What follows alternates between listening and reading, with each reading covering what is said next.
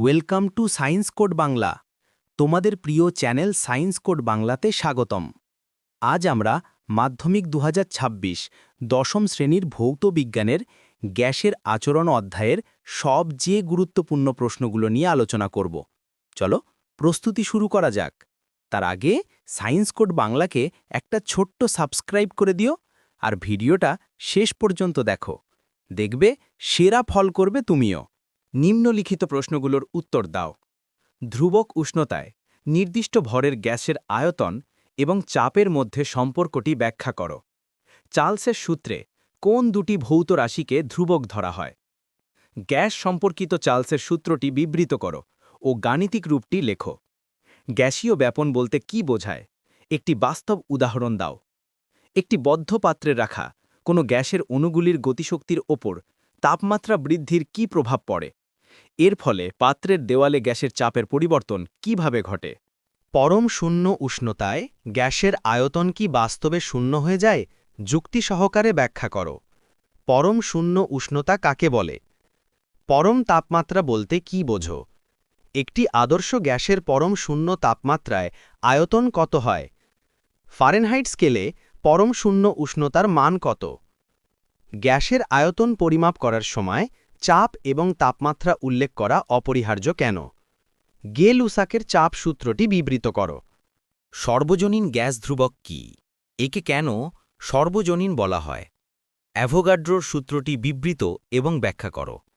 কেন অ্যাভোগাড্রোর প্রকল্পকে পরবর্তীতে সূত্র হিসেবে গণ্য করা হয়? এর তাৎপর্য কি? 30 ডিগ্রি সেলসিয়াস ও 300 কেলভিন উষ্ণতা দুটির মধ্যে কোনটির মান বেশি ও কেন? কোন গ্যাস বয়েল ও চার্লসের সূত্র মেনে চলে না? কোন শর্তে বাস্তব গ্যাস আদর্শ গ্যাসের মতো আচরণ করে? -5K ও -5F এদের মধ্যে কোন তাপমাত্রাটির অস্তিত্ব আছে? একটি পুকুরের গভীর থেকে উৎপন্ন গ্যাসের বুদবুদ যখন জলের পৃষ্ঠে উঠে আসে তখন তার আয়তন কেন বৃদ্ধি পায়? বয়েলের সূত্রের সাহায্যে এর ব্যাখ্যা দাও। বেলুনে ফুঁ দিলে বেলুনের আয়তন ও চাপ বাড়ে। এক্ষেত্রে কি বয়েলের সূত্র লঙ্ঘিত হচ্ছে? ব্যাখ্যা করো। গ্যাসের অণুগুলির গতিবেগ এবং পাত্রের দেওয়ালে তার চাপের ওপর তাপমাত্রার কী প্রভাব পড়ে? বিস্তারিত আলোচনা করো। বয়েলের সূত্র এবং চার্লসের সূত্রকে একত্রিত করে গ্যাসের আয়তন, চাপ এবং তাপমাত্রার মধ্যে একটি সমন্বিত সম্পর্ক প্রতিষ্ঠা করো। আদর্শ গ্যাস এবং বাস্তব গ্যাসের মধ্যে কমপক্ষে 3টি মূল পার্থক্য লেখো। আদর্শ গ্যাস কাকে বলে? গ্যাসীয় পদার্থের অণুগুলির গতিশীলতার পক্ষে যুক্তি দাও। গ্যাসের ধর্ম এবং অবস্থার পরিবর্তনের অধ্যয়নে গ্যাসের সূত্রগুলির গুরুত্ব আলোচনা করো। নিম্নলিখিত গাণিতিক সমস্যাগুলি সমাধান করো। 30 ডিগ্রি সেলসিয়াস উষ্ণতায় একটি গ্যাসের আয়তন 5 litre.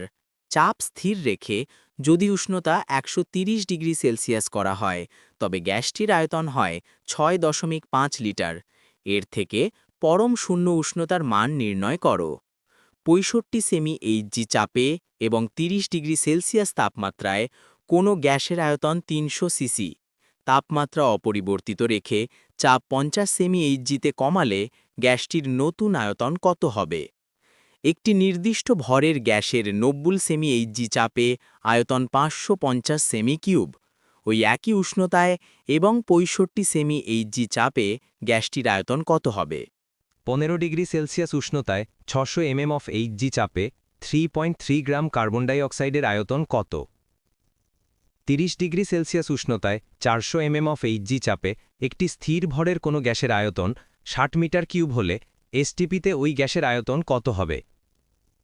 30 degree Celsius উষ্ণতায় 780 centimetre Hg চাপে নির্দিষ্ট পরিমাণ গ্যাসের আয়তন 950 সিসি। কোন উষ্ণতায় 60 সেন্টিমিটার এইচজি চাপে ওই গ্যাসের 500 সিসি আয়তন হবে? PV = nRT সূত্রে PV এর একক কি? এসটিপিতে কত গ্রাম CO2 এর আয়তন 11.2 লিটার? এসটিপিতে কোনো গ্যাসের মোলার আয়তন কত? প্রমাণ করো PV = nRT। চার্লসের সূত্র থেকে পরম শূন্য উষ্ণতার ধারণা প্রতিষ্ঠা করো। চার্লসের সূত্রানুসারে V ভার্সেস T লেখচিত্র অঙ্কন করো। আশা করি আজকের আলোচনা তোমাদের কাজে লেগেছে।